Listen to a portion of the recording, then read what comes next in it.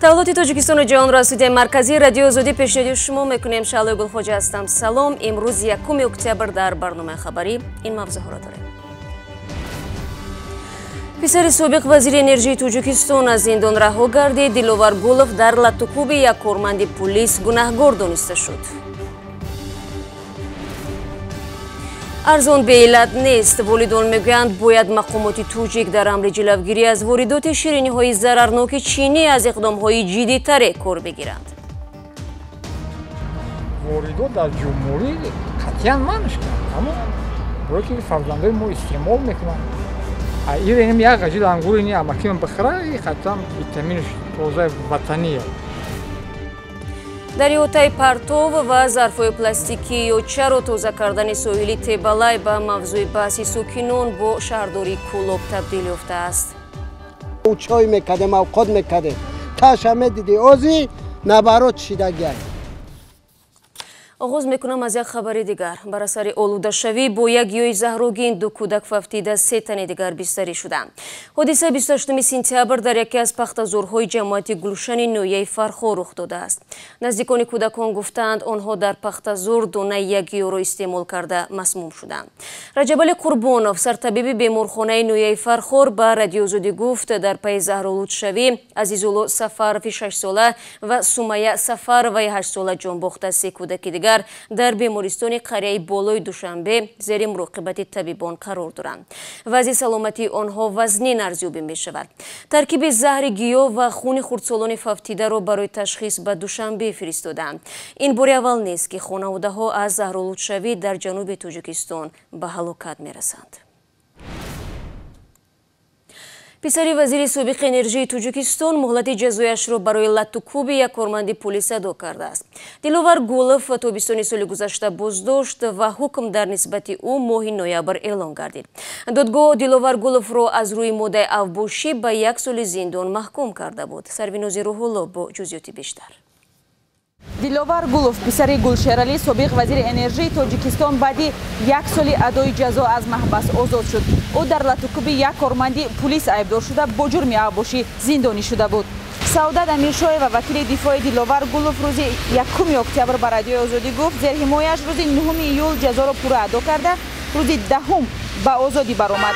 دادگاه ناحیه شاه منصور پایتخت 5 نوامبر سال 2018 دلوار گولف را به مدت 1 سال از آزادی محروم کرده بود.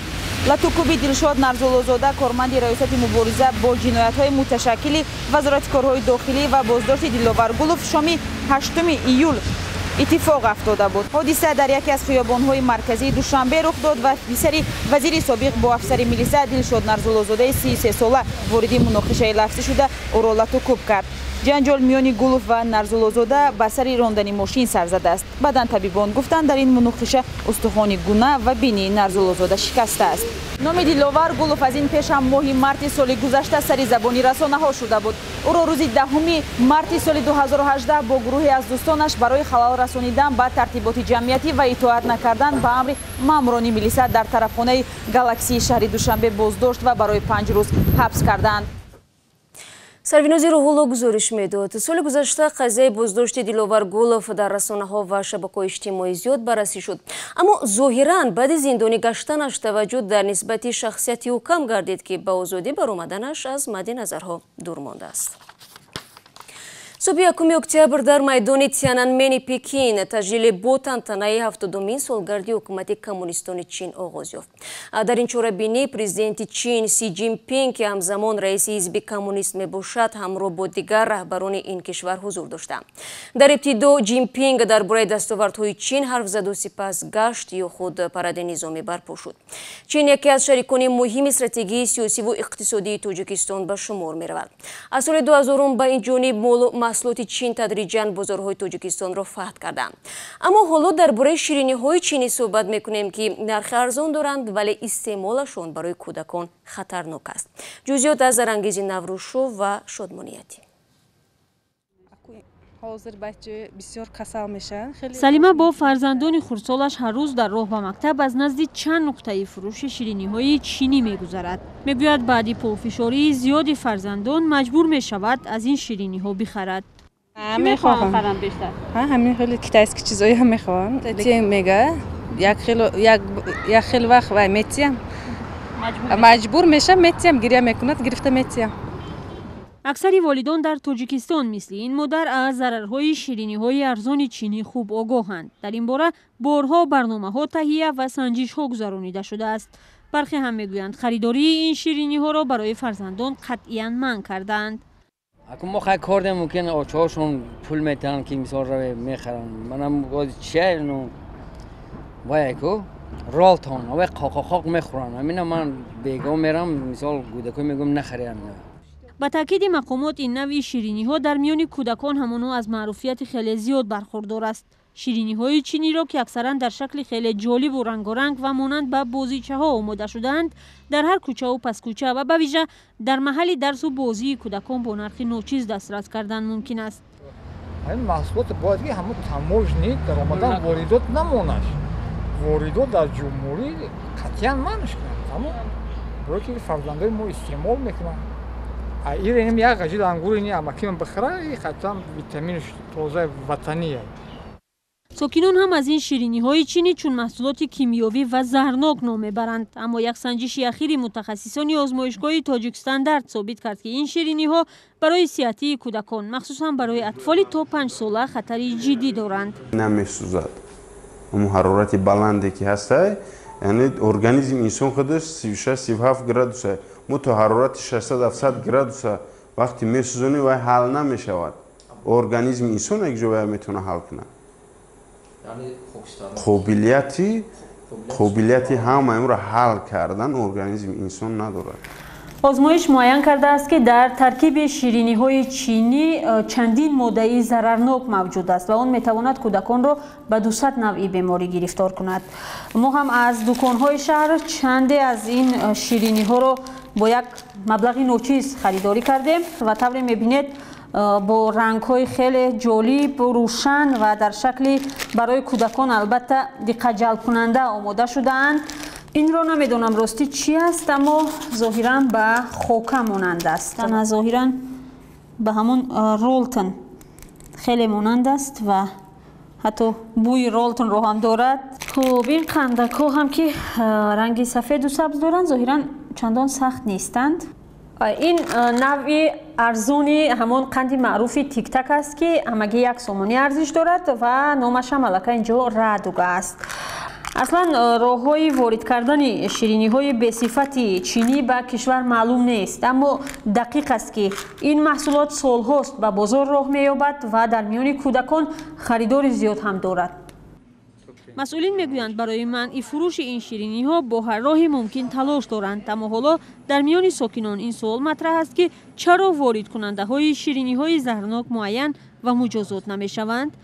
شادمان یتیم، زرنگزی نوروز شاه، رادیوی آزادی، دوشنبه. شما برنامه خبری رادیو آزادی رو تماشا دارید. در شهر کولوب مقامات بهداشتی و زیست محیطی 5 ساکن و 2 کارمند اداره کمونالی را برای پرتاب ظرف‌های پلاستیکی در رودخانه تیبالای جریمه بسته است. ساکنان منطقه میگویند پرتاب‌ها و ظرف‌های پلاستیکی در این رودخانه می‌افزایند ولی در برطرف کردن آن کسی تا چند سال اخیر اقدام نکرده است. محمود رحمت‌زاده و رستمی جانی گزارش می‌دهند. این احوال را در رود تیبالای که از شهر کولوب می‌گذرد می‌بینید. جایگاه دم خوردن ظرف‌های پلاستیکی در این رود نزدیک به همان. روز به روز حجم آنها می‌افزاید و تشویش برخی‌ها باز بیشتر می‌شود. همه موسری روی دینا در یا اومیا می‌بینیش. یا او چای می‌کردم او قد می‌کردم. تاش هم دیدی اوزی نبرات شیدگی. مردمی که در نزدیکی این رود زندگی می‌کنند سواحل آن را به پرتوگاه تبدیل دادند. خلق هم مردم هم تراتور هم موسرم پرتو دیگه هم اگون جنم. ساکنان می‌خواهند نظارت اداره‌های مسئول در اینجا تقویت یابد. باور ندارند آنها از این وضع آگاه نیستند. رای مرکزی شهر خیلی می‌بینن. چوره دانشه نمی‌شود. هر به مسئولیتشون. مسئولیت هیچ نمیکنند. ناظران محیط زیست در شهر کولوب میگویند رود تیبالای همیشه زیر نظر آنهاست. چند نفر هم برای ویران کردن قانون جزا گرفتند. 28 شهروند و 2 کارمند خواجگی کمونالی نظم مقام حکومتی شهر کولوب را جریمه‌بندی کردیم. مقامات میگویند تیز تیز رود تبلای را از پرتوها تازه میکنند. در 9 ماه آخر زیاده از 300 بار در اینجا معرکه های تازه کنی تشکیل کردند. پرتوهایی که در سوی تبلای بود جمع‌آوری نموده با پرتوهای مرکزی بوده انتقال دادند. مردم به این اظهارات مسئولین محیط زیست با شبهه می‌نگرند و عکس آن را نقل می‌کنند. دوره سال 2010 بعد همین سیل آبخیزی شدید. یک بار بعد از سیل تازه کردم تمام. 10 سال شدیدم. بجز درون و ساحل رود تبلای در دیگر جاهای کولاب هم چنین پرتوگاه‌های خودجوش را می‌بینیم. تاجیکستان از کشورهایی است که در مسئله کارکرد پرتوهای پلاستیکی به دشواری‌ها روبروست. به اعتراف مقامات منطقه‌ها حتی توان جمع‌آوری پرتوهای یک روزه را ندارند. برخی از ساکنان کولاب میگویند چند بار تلاش کردند از هر جا پرتافتن ظرف‌های پلاستیکی جلوگیری کنند اما نتوانستند. نه زورشان به بزرگی این پرتوها رسیده است و نه دادشان به درگاه مسئولین. از 2 تا 6 اکتبر در ورزشگاه مرکزی شهر دوشنبه مرحله انتخابی قهرمانی آسیا 2020 میان جوانان زیر 19 ساله در گروه S برگزار می شود. در این گروه دسته منتخب فوتبال تاجیکستان با تیم‌های سوریه، لبنان و مالدیو رقابت می‌کند. قبل از آغاز سبقت‌ها در پایتخت تاجیکستان نشست خبری دایر شد که امرالدین علیموف نیز در آنجا بود. زینالدین رحیموف سرمربی منتخب جوانان تاجیکستان گفت که وظیفه دسته راه یافتن به مرحله نهایی قهرمانی فوتبال آسیا 2020 میان تیم‌های منتخب زیر 19 ساله است.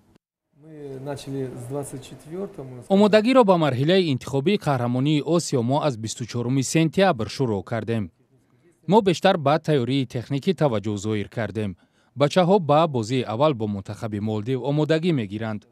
با ما فدراسیون فوتبال تاجیکستان درباره این دسته کم اطلاعات پیشنهاد کرد که آن را آموختیم. با همه دسته ها برای کار می‌خواهم. در یک نشست خبری که در تالار مهمانخانه تاجیکستان دایر شد، سرمربیان دسته‌های منتخب جوانان زیر 19 ساله تاجیکستان، سوریه و لبنان شرکت کنندگان مرحله انتخابی قهرمانی آسیا 2020 در گروه C حضور داشتند. در مرحله انتخابی قهرمانی آسیا 2020 میان جوانان زیر 19 ساله 46 دسته شرکت می‌ورزد که طبق قرعه کشی به 11 گروه تقسیم شده است. در منطقه غرب 6 گروه و در منطقه شرق 5 گروه تأسیس یافته است. از روی نتیجه گیری مرحله انتخابی غالبان 11 گروه اینچنین 4 دسته بهترین جایهای دوم به قسم نهایی قهرمانی آسیا 2020 میان جوانان راه پیدا می کنند. بازی های گروه C از 2 تا 6 اکتبر در ورزشگاه مرکزی شهر دوشنبه برگزار می شوند. منتخب جوانان تاجیکستان 2 اکتبر با مالدیو، 4 اکتبر با لبنان و 6 اکتبر با سوریه رقابت می کند. و دادگاه نوی اسماعیل سومانی شهر دوشنبه با محکمه دیگر برای پرونده کبیر کبیروف پسری عوض کبیروف مالک بازار سلطان کبیر آغاز کرد. در مرافعه روزی 30 سپتامبر مسئله مست بودن یا نبودن کبیر کبیروف یعنی سر زدن صدمه نقلیاتی مورد بحث قرار گرفته است. کبیروف در ماه مارت امسال در خیابان مرکزی دوشنبه با خودروی تمغه لکسوس 450 به صدمه دچار شد. در نتیجه 2 نفر جان باختند. دعوت شاهدان نو به این مرافعه برای اثبات مست بودن کبیر کبیروف در حالی است که به قول سید محمود شریفوف ادوکات کبیروف تشخیص ها ادعای نوشیدن شراب و مست بودن نفر زیر حمایت او را ثابت نکرده است. فرصتی که در اختیار داشتیم به پایان میرسد. برای همراهیتان تشکر میگوییم. تا نشر برنامه نوبتی از وبسایت رادیو آزادی استفاده کنید. گزارش و نوارهای جالب در آزادی ویدیو کانال ما در یوتیوب دسترس خواهد بود. صفحه های ما در شبکه‌های اجتماعی همانا در خدمت شما قرار دارند. فراموش نکنید فردا صبح بر وقت نوید بامدادی داریم. ساعت 7 با پراگا. خدا نگهدار.